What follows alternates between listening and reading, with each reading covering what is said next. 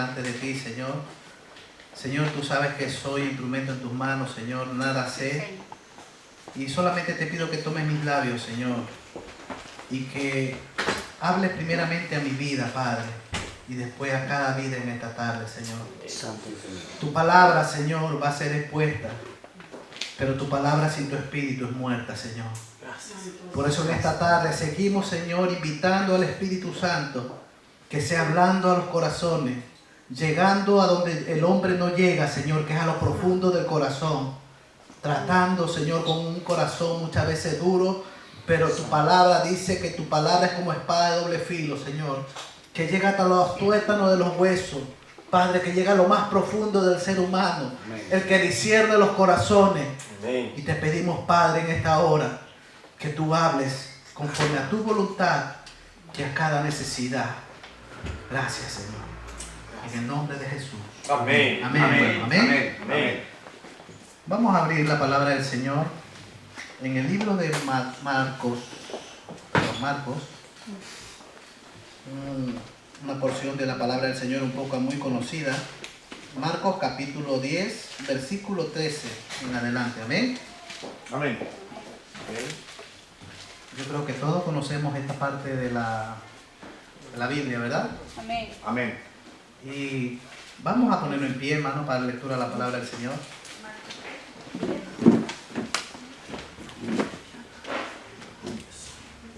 Y leemos la palabra del Señor en el nombre del Padre y de su Santo Espíritu. Amén. Amén. Y le presentaban niños para que los tocase. Y los discípulos reprendían los que lo presentaban.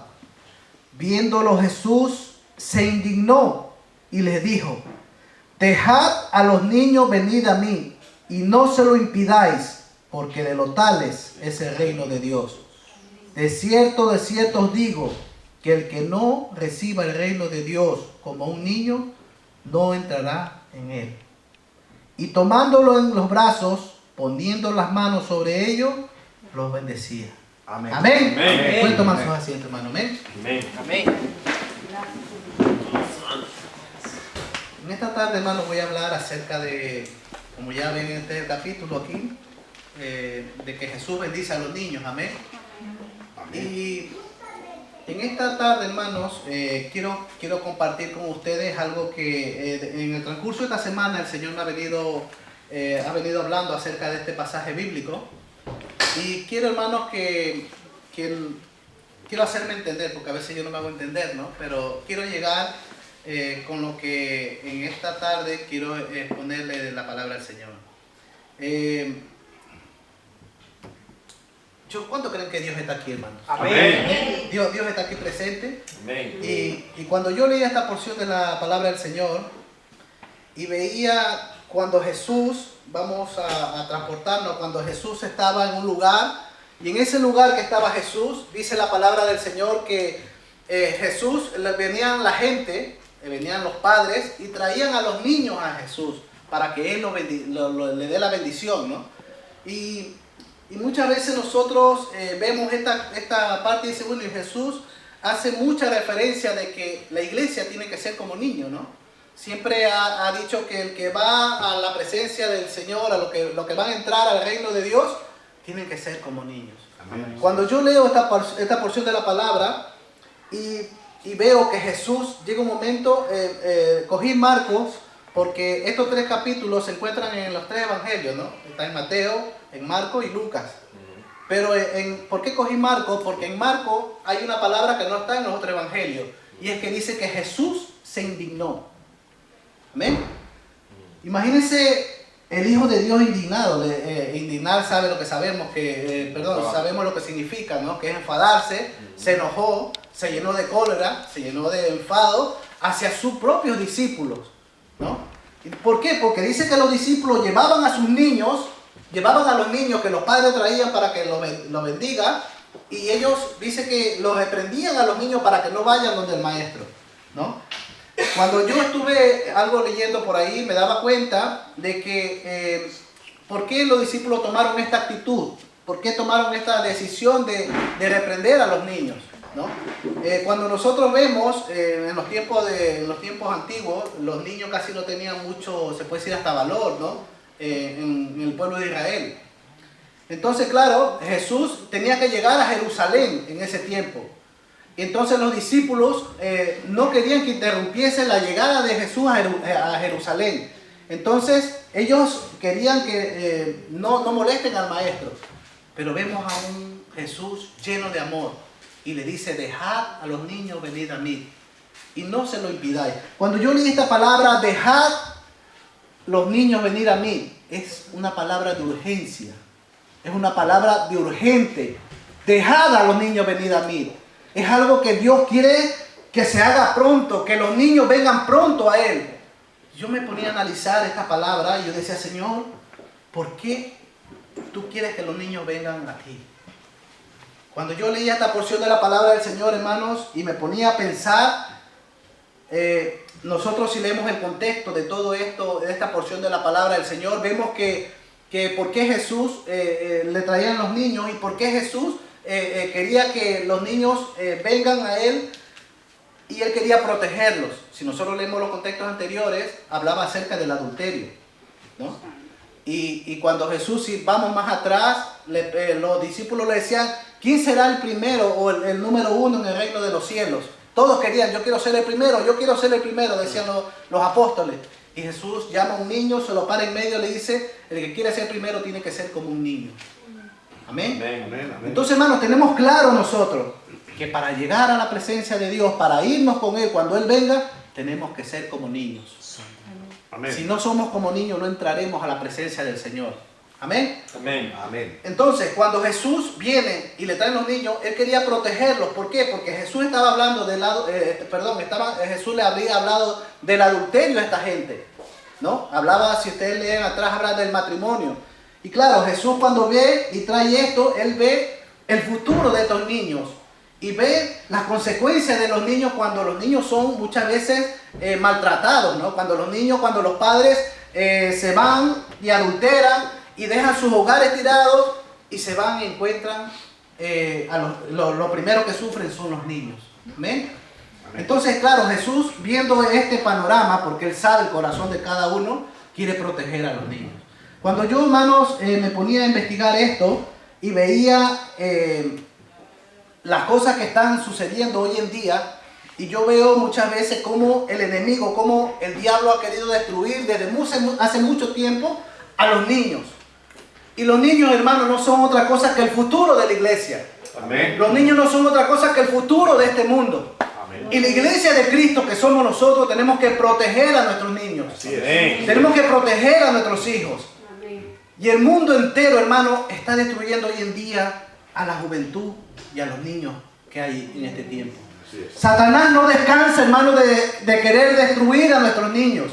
Y es por eso que hoy en día, hermano, hay muchos casos en la iglesia que se ven porque no ha habido desde el principio una formación de los niños en su casa. Esta tarde el hermano justamente hablaba algo de los niños, ¿no? Y nosotros, hermanos, tenemos que, como padres de familia, muchas veces como hermanos mayores de nuestros hermanos pequeños, tenemos que ser ejemplo hacia ellos.